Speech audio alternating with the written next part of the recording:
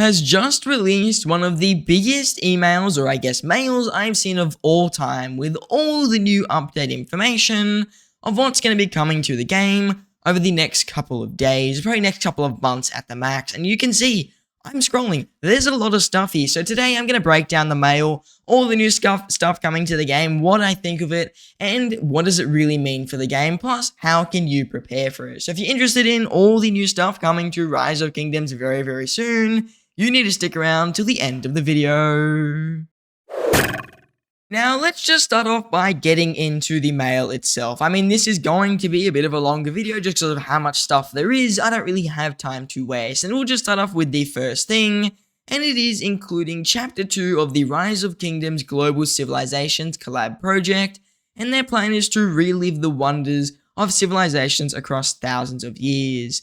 The Rise of Kingdoms X National Roman Museum collab event has arrived. Take a part of the event for an exclusive city decoration and experience the ancient legends of Rome. The event will only be available to regions where all kingdoms have been open for over 21 days. Alright, so really this is just going to be probably one of those small events where we can get a little bit of a cosmetic for our city. I mean, it literally tells us, and it's more of just a Lilith was probably sponsored to do this, or they are paying someone to be able to do this. I've seen this, like when they mention this event, they mention the Rise of Kingdoms Global Civilizations collab, but it doesn't really make sense to me when it first came out. Like the part 1 was a YouTube video and stuff. I'm guessing this is just going to be a small event in-game. They'll probably show off the other people's website or something, and we can get a free decoration out of it. This isn't really a big deal, and there's a few other things that are related to it. So for example, we're going to get 7 days of questing for great rewards. This could be some gold heads, which is nice. We're going to be able to collect gold leaves and celebrate the triumphant march of legions. Once again, this might be like a 7k gem event. That could be nice, but I don't really know 100% sure. It really does look like this whole collab project is just going to be one of those simple seasonal events, maybe with a 7k gem event, but since we just had 7k gem event, if I had to guess, it's going to be that event where you get like 100 tokens that go towards opening a chest, and you get 100 epic sculptures. That's my guess. Maybe we get an Esmeralda's Prayer. I don't think it says it here, but we could get that. There is also Arms Training, which is free gold heads, and Tempest Clash. Tempest Clash, honestly, a lot of people don't like it, but I actually don't mind the event. Other than that, this just looks like fairly stock standard stuff. This doesn't seem like a crazy event this first bit. It just seems like one of those normal, every now and again, monthly or so events that we get. Like, for example, when Christmas comes around, Easter comes around, events like sometimes Chinese New Year, we do see these events come out. So this isn't a big deal. It is just one of those normal events. In this time, it's just as a collab with another group, so we get a few extra stuff. The next stuff, though, is a bit more related to Ark of Osiris, about the match info and other improvements. So first of all, the sound of battle has returned to these wide-swept sands.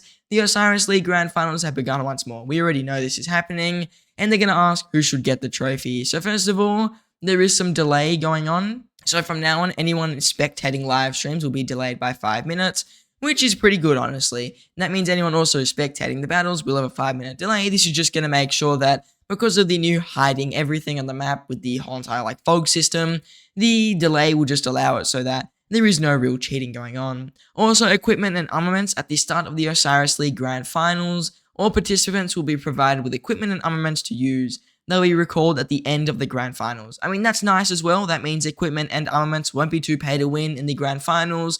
It'll be more focused on skill and speed ups for the account, which is okay. I mean, this is just, again, adding a little bit more fairness to the event. Next up, they're going to add a tournament history for the Ark of Osiris event, so you can record and view past tournaments. Perfectly fine. Again, nothing too big with this. Unless you're really into Ark, that's not too important.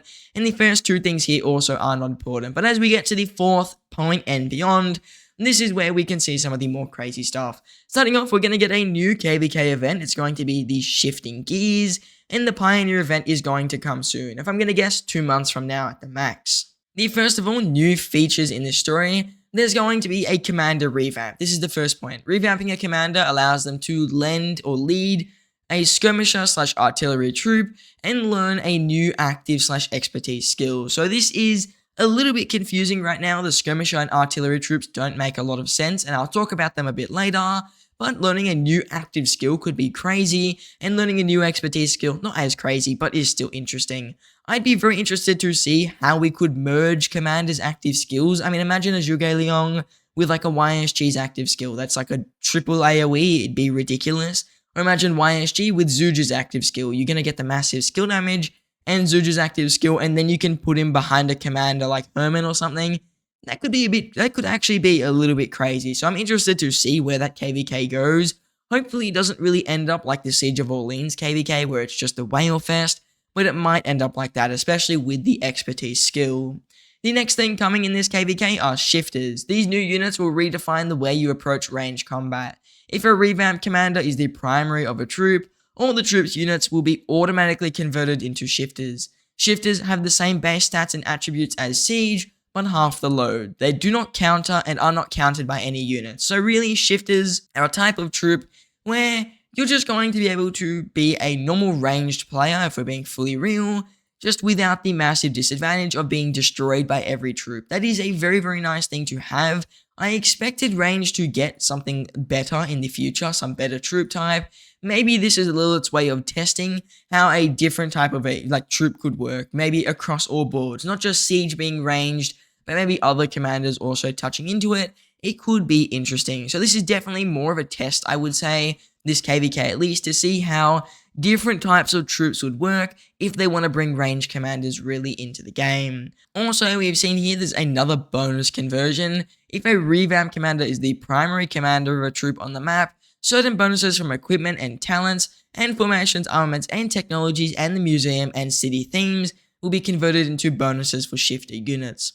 This is really just like putting a artifact onto a commander. So with those KvKs, where you're able to switch a commander's troop type, the bonus conversion is literally just that. And it says, giving you a little example here. For example, if a revamped commander has the infantry tag, all infantry bonuses from the above sources will be converted into shifter bonuses. In addition, melee damage bonuses will be converted into range damage. So that's fairly simple when we look at it. It is just like switching troop types, and shifters seem like a ranged unit, just without all the bad stuff that Siege have, which is really being countered by everything. Skirmisher troops here also do have a new addition to the game. These are the other types of troops that they're going to be adding. Skirmisher troops are a new type of troop that can launch range attacks without switching to ranged mode. This is really, really interesting. The biggest disadvantage with Siege is the ranged mode, and allowing it so you don't have to switch to range mode could be quite overpowered. So I'd be interested to see where these skirmisher troops do go, but of course there's a bit of a disadvantage here because it would be too overpowered, and the disadvantage is that skirmisher troops will take increased damage. That is an all damage increase. However, they will deal bonus damage when there are no enemy governor troops within a certain range. So I'm guessing that range is maybe for PvE content, or maybe it's a smaller range and it can be used for PvP. Only revamped commanders or those with engineering talent can use their active skills when leading skirmisher troops. Once again, very interesting. I think they're trying to see how it could work with engineering commanders having the ability to instantly attack. Very, very interesting idea. Once again, could mean future Rise of Kingdoms troops coming to the game and a switch to Siege commanders. Another troop coming to the game. These are 3 troops right now. A new troop type that can launch high damage range attacks and has a much longer range than traditional ranged troops, but only a limited firing angle. So I'm guessing that could be like for example, let's say half circle AoE, similar to Ethelfled, or maybe it is just a small like cone shape, similar to commanders like YSG before you expertise him. So this could be interesting, the artillery troops. And these have a limited firing range, and once again, only revamped commanders or those with engineering talent can use their active skills when leading artillery troops. Really, when I look at these 3 troop types, they seem like they're all ideas for ways to improve Siege units for the ranged commanders. That's the real vibe that I'm getting from this, and I think this KvK is probably going to be a bit of a testing KvK for what they could do for ranged units to make them a real thing, because Lilith has actually confirmed, or at least they've stated, they do want to have an epic engineering commander. As you can see, there are none in the game, but to do that, they would need to remove the V formation, because currently the only way for ranged troops to deal damage is through the V formation itself. So if Lilith really does want to make ranged commanders a thing, adding a civilization for them, adding a epic commander for them, you need to be able to use range attacks in KvK 1, and armaments are KvK 2 and beyond. So without an epic engineering commander and some way to deal range damage, they are quite literally useless until you can add something like that. So I wouldn't be surprised if this is really Lilith's method of just adding a way to test out some types of ranged troops and different solutions to the current issues with ranged commanders and why they're not really used. So that's the vibe I'm getting from this KvK, especially with these 3 new troop types who are all range damage focused. They all have a different thing about them and a different disadvantage, and it really just seems like they're testing the waters to see how players react to the meta shift, to see how overpowered or underpowered they are, and to see if it is a practical solution. Other things inside of this KvK, we've got revamp coins. You will need to spend revamp coins each time you revamp a commander. You will automatically gain revamp coins every hour, and you can also earn them by completing Bastion quests. These seem similar to just the way you earn stratagems. Doesn't seem too overpowered, and I don't think it's pay to win at all. It'll be a very free to play system, and everyone will probably get a similar, if not exact same amount of revamp coins. So once again, just a currency to kind of limit how many revamped commanders you can have. Up next though, we've also got the Alliance Arrow Towers. Crusader flags can be transformed into Alliance Arrow Towers, which will attack nearby non-friendly cities. Their attacks will reduce the city's war durability, but not deal damage to units garrisoned in the city. We've seen these before. They're really good for trying to keep enemies away from certain flags or certain positions of interest. They're just another little strategic addition, and in my opinion, they're not that bad, they're not that amazing, they're just a very small addition. They don't change the fight stat that much, but these other troops and the revamping commanders could really be interesting in ways that it could change the game, and possible future things that it could mean for players. I think that really, once again, just reiterating, this looks like a way for them to test solutions to these siege commanders and issues that are present there. Next up, we have some new features and events. Events, just by reading this, I haven't read the events yet, but events, just the word events, is something we haven't seen in a very long time, and it could be good. Let's read a bit further though. First of all, we can experience the all-new Cityscape platform. From the city editor, you'll be able to upload your city layout to Cityscape or apply someone else's layout to your own. This isn't too overpowered. What I'm getting is, as someone who's played Clash of Clans here, you're going to be able to put your city out on the internet so people can see it, and then you can copy and paste this, or you could copy someone else's city layout and put it into your city. This could be cool for people who do like designing their cities and making them look nice. As you can tell, at least I don't really do that. My city is just a mumbo jumbo ad hoc of like just everything I've ever owned. But some people I know people like designing their cities. They spend a few gems on like the king's parts and they write out words and stuff. That's definitely cool. I mean, this is just a small neat thing. Some people will find it interesting. Some people like myself probably won't affect them too much. I think I'll end up posting my city on the layout thing just for the fun of it. But most people, this isn't going to be a big deal for you. But if you do want to use someone else's city layout, or you're looking to use someone's city layout, or you just found a really cool layout, that could be quite interesting. And once again, it can be nice just to maybe swap your city layouts between accounts. So maybe if you got multiple accounts, it could be a bit of a unique thing there, but that isn't really a big deal. The next event here, participate in the Armament Reveal Thyself event. That's a very, very long name, but what I'm getting here is you can select your preferred formation, so it's probably going to be 3 formations, to stock the event shop, or it's either 3 or 1, and then with armaments for that formation. Info about these armaments will be partially hidden, but will be fully revealed once you purchase the armaments. I mean, that's fairly reasonable, at least by armament standards, and that is when you buy them with armament tickets. The event is only available to kingdoms that are in Season 3 or Season of Conquest, and at the start of the event, you can see the event calendar for a detailed schedule.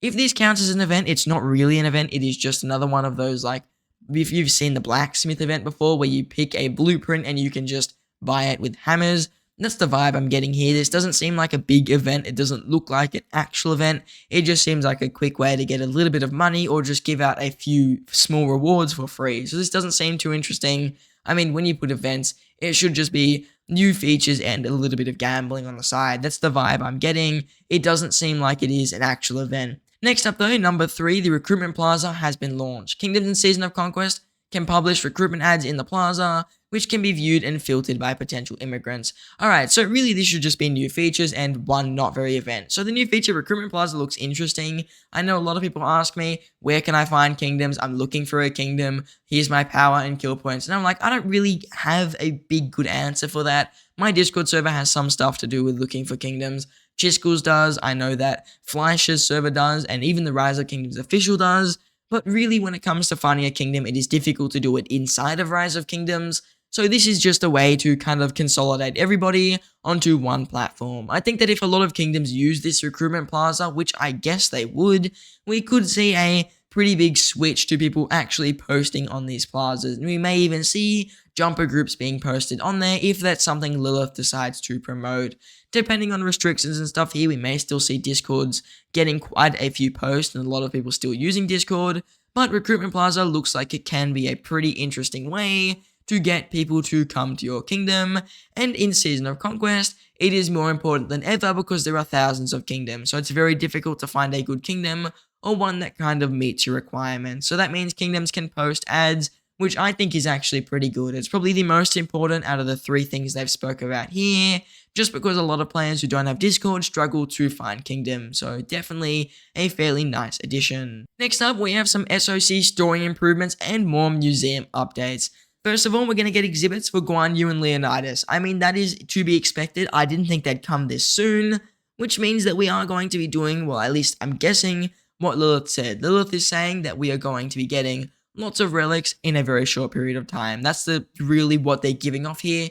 They've released Attila and Takeda probably about a month or so ago, and they're dropping out more museum relics right now. So that means I think we could see Artemisia and Ramses coming out very soon, probably at the same time as their Season of Conquest new archer counterparts. So for example, I think Guan and Leo right now kind of tell us infantry will be releasing into the game soon, and that means I think Artemisia and Ramses, when they're going to be released, will kind of hint at there being new archer commanders. So whenever new archer commanders are coming to the game, we could see even more museum relics, but Guan and Leonidas are coming to Rise of Kingdoms in the museum, which is interesting. I don't think Guan's relic's going to be overpowered if I'm fully honest, but it will give him a little bit more value. I think Leonidas' relic could be interesting. If Lilith pumps him, for example, with tons of damage factor, we could see him come back into the meta, and I think that wouldn't be too crazy to guess. So Leonidas' relic could be really interesting, very powerful, but it does kind of depend on where this ends up going. We could see him be useless, we could see him be overpowered. So I'm interested to see what stats they give him,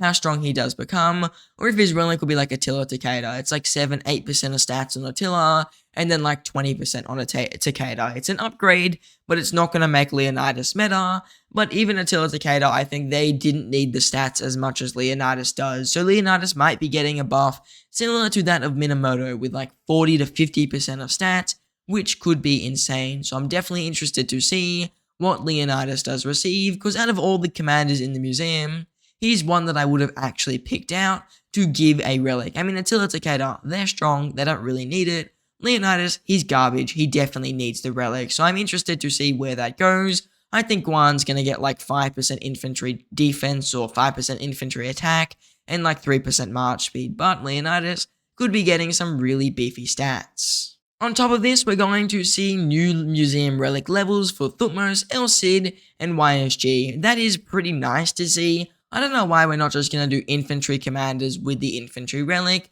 We're getting a tier 3 on Thutmose. I'm not going to complain about a tier 3 on YSG, I'm definitely not complaining about. And if I were to guess, I think it's going to be either a 5% stat increase or another 10% stat increase. Honestly, YSG has been falling out of the meta quite a bit, so him getting a relic is actually pretty good. El Cid and Thutmose, I mean, they're not the biggest deal. Many people don't even use them, and I don't think their relic's really going to make him that meta. Thutmose, his relics are pretty good already, so it could be nice, but I doubt they're going to make him insanely overpowered. Unless he ends up with like 30% health and 35% attack, it probably won't be a game-breaking upgrade. Next up, we had a bug fix here where effects obtained in the story mode would be improperly carried over to your original kingdom.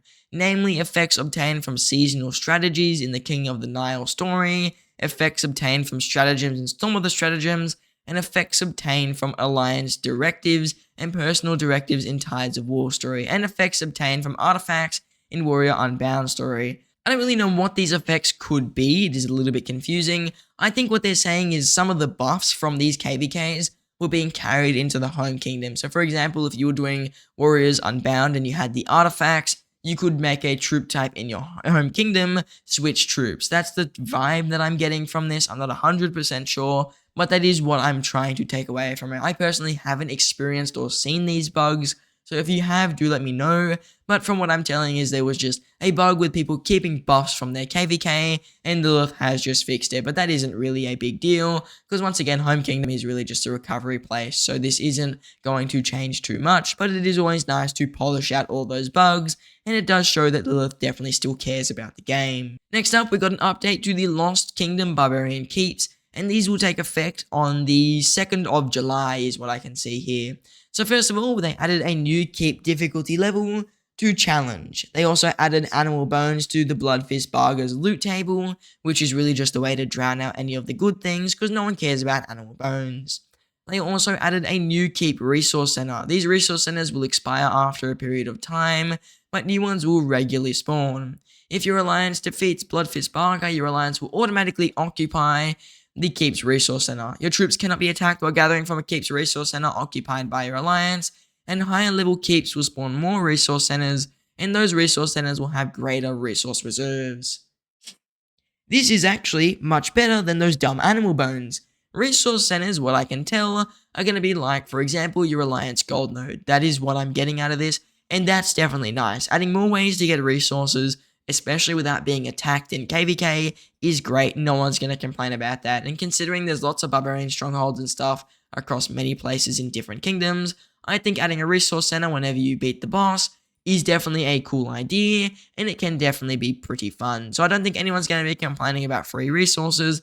Animal bones, yes. Resources, definitely not. And I don't really see a way this could be like bugged or cheated like they can with the normal alliance resource centers, because you can't build into one of the barbarian keeps. That's just not an option. So these resource reserves seem they could be pretty interesting. We're also going to see a remastered Heroic Anthem story with an all new map. They've kept these same map elements and story while completely upgrading the visuals of the holy sites, passes, waters, and mountains for a richer and more immersive experience. So this just looks like it's going to be maybe a slight map change with some new graphics, which no one will complain about.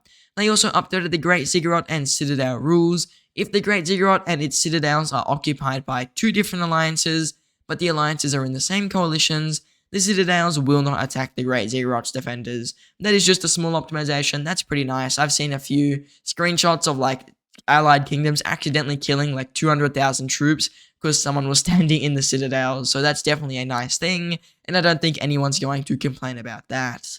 Now, next up here, we've got some immigration optimizations. Cross-season immigration now requires putting down a deposit of 20,000 gems. That sounds pretty interesting. Deposit doesn't mean they take the gems is what I'm getting. I think this is going to be a way to stop exploiting. So a lot of people were just migrating farm accounts to old kingdoms and just leaving them there. From what I can tell, this is putting down a deposit, 20,000 gems, and if you don't migrate, then you probably have to pay this.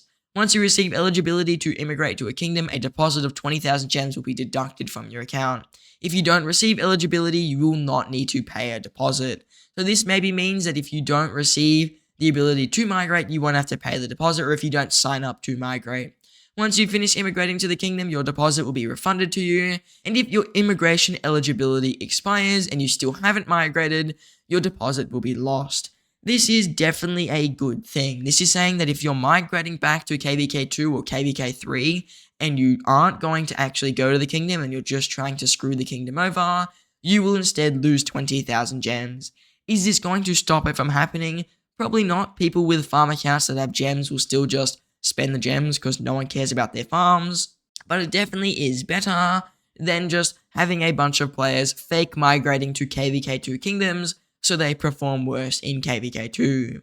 Also, they've enabled secondary password verification. You will need to complete verification before doing anything immigration related if you have it enabled. So that is just a little precaution there, nothing too big.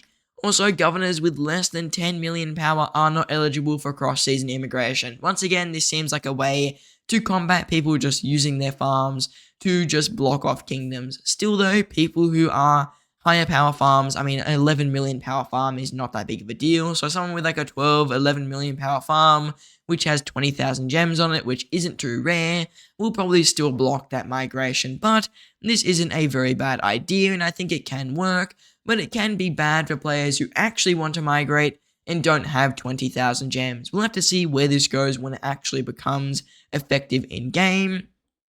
And I am interested to see how players react to it. Usually though, I think that if you're going to migrate, it's not too hard to save up 20,000 gems even as a free-to-play or a lower spender, so it isn't too big of a deal.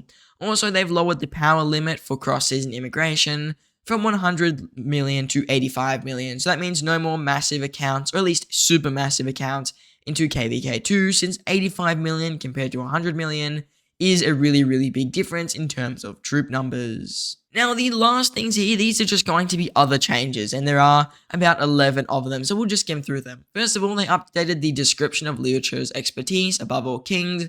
It doesn't change the skill's actual effects, so I'm guessing something was written wrong or not explained properly, and they changed that. Next up, they improved the layout of certain pages. So on mobile, they increased the number of troop icons displayed in the troop dispatch queue to the ones on the right side of the UI to 5. I don't know exactly what that means. I don't really play on mobile that much. I do play more on an iPad or on a computer, but I'm sure some people will be happy to see that. They added the show full dispatch queue option in settings when enabled. The troop dispatch queue will be able to show 7 troop icons at a time. Troop icons may be automatically resized depending on the size of your device. So this is just going to allow us to see all our troop icons on the side of the screen here. Next up, after adding all those nice little troop icons, they've also improved the experience of dispatching multiple troops at the same time. When using the multi-select feature to dispatch multiple troops at once, the system will only select troop loadouts from the same section. I am very happy with that. I had a lot of issues with it just selecting troops from random sections, like sending my Constants out, or sending out my Gilgamesh and stuff like that. So I'm sure most people will be fairly happy with this. I think most people have all their farming marches on one section, all their barb marches on another, and all their fighting marches on another. So just set up your 3 sections, you'll be perfectly fine with that. And the multi-select should probably work a lot better now, and I think I'll be using it a lot more, especially during my KvKs. Next thing, they added the troop loadouts include armament/equipment option.